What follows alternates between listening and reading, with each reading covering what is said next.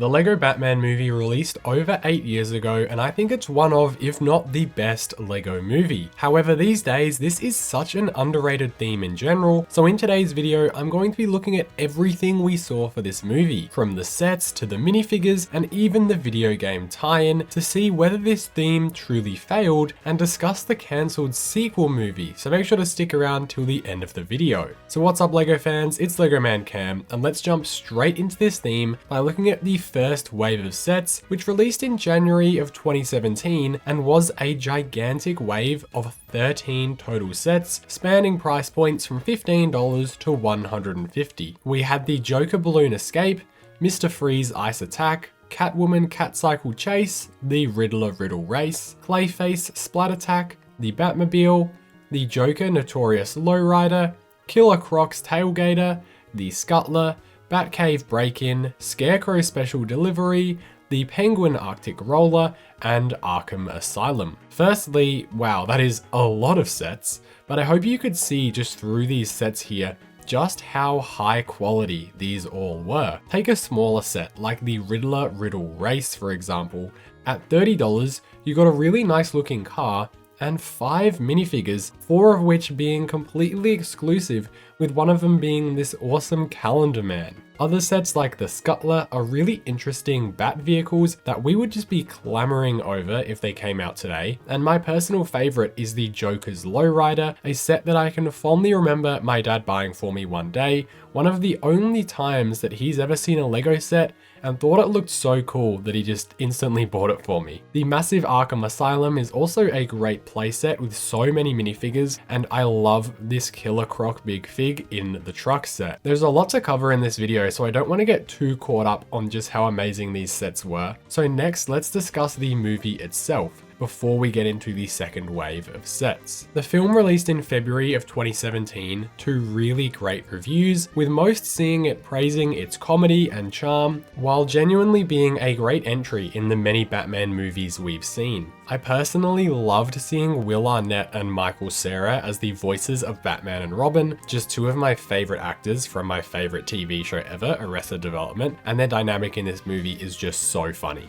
The movie was not only an amazing love letter to Batman history itself, but also included some of the most crazy villains from Warner Brothers history, like the Wicked Witch from The Wizard of Oz, who we'll be seeing in just a moment. Getting into the second wave of sets now, these released June 1st, exactly 6 months after the first wave's launch, and included just 5 more sets, those being the Scarecrow Fearful Face-Off, Bane Toxic Truck Attack, Two-Face Double Demolition, the Batwing, and then the Ultimate Batmobile. Starting with the Toxic Truck Attack, firstly, what an amazing set. For $50 and only 366 pieces, this may seem pretty high, but when you take a look at the Bane Big Fig, it makes all the sense in the world. If this were to release today, this set would be at least $70, maybe even $80, but I just love how great this figure looks. The Batwing then has an amazing Harley Quinn minifigure, and the Ultimate Batmobile has the inclusion of the Wicked Witch once again from her first appearance after LEGO Dimensions, with 2 amazingly molded flying monkeys, and then Polka Dot Man as well. Speaking of LEGO Dimensions, before we get into the next wave of sets, let's now look at the LEGO Batman movie video game, which was actually a part of LEGO Dimensions Year 2. We saw 2 Dimensions packs, one being the Excalibur Batman Fun Pack, which was a really great exclusive outfit paired with the Bionic Steed, but then there was also the Story Pack featuring both Robin and Batgirl with a more minimalistic toy pad topper and then the Batwing vehicle as well. This was actually a super fun story pack, having played it back in the day when it first released, and the pack gave you 6 levels and then the entire city of Gotham to play in, and was honestly a really great experience. I just would love for LEGO Dimensions to come back. There was then a wave of just one set that released in December of 2017, and this is one of the most infamous LEGO Batman movie sets. This is the Joker Manor. This whopping 3,444 piece set retailed for just $270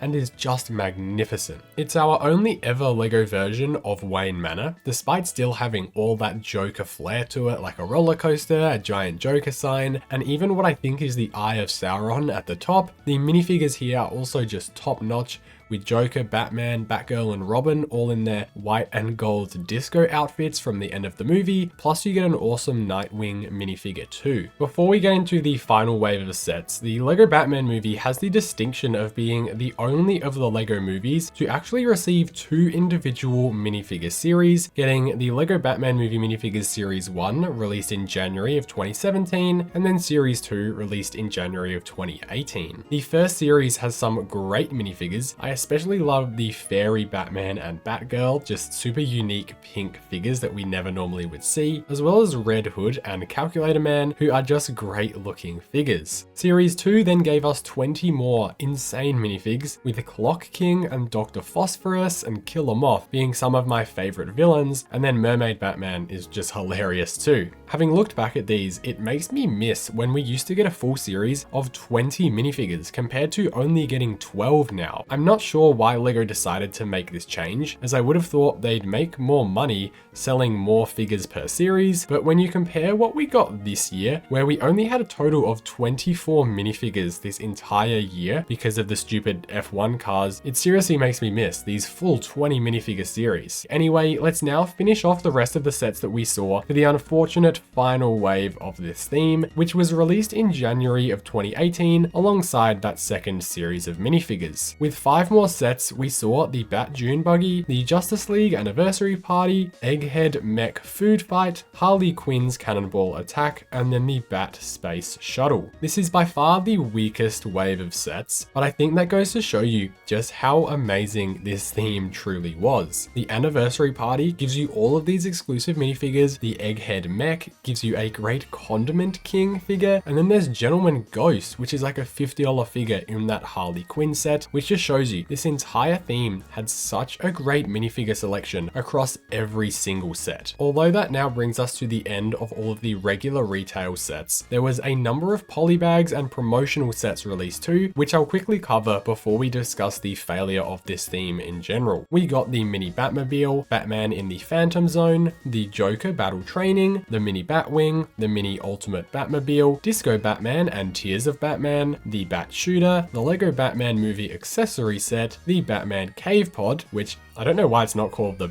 Bat Cave Pod, except it's called the Batman Cave Pod. Anyway, and then the LEGO Batman movie Bricktober Pack. The Bricktober Pack and the minifigure 2-pack are probably the 2 most notable here, giving us some more hilarious Batman costumes, and I specifically love the one covered in money. It's very on brand. So as I stated at the beginning of the video, and as this is another video in my series of why LEGO blank failed, why exactly did the LEGO Batman movie fail, or did it even fail to begin with? Well, this is a really tricky discussion because ultimately this movie and theme did its job. It was a great spin-off to the first LEGO movie, much funnier in my opinion, and all of these sets, seriously, all of them were incredible. I think you can clearly see that LEGO's focus for the beginning of 2017 was purely on these Batman movie sets, and it really shows. From the creative set builds to the absolutely bonkers minifigure designs, with all of them having such high levels of detail. I'm talking dual molding, new molds, and side printing. All of these are luxuries that are still not a mainstay in modern LEGO some 8 years later. These were on full display in this theme, and it really makes me wish that LEGO weren't making as many sets, or just increase their budget on the current sets we get so that we could see this level of detail in modern LEGO DC, Marvel, or even Star Wars sets. This theme gave us so many amazing DC characters and Batman villains, most of who we'll likely never see again. But at the end of the day, this theme only lasted a year and a half. So usually I would qualify that as a failure. However, this theme wasn't designed to be a LEGO mainstay. It was an all-out blitz for 1 year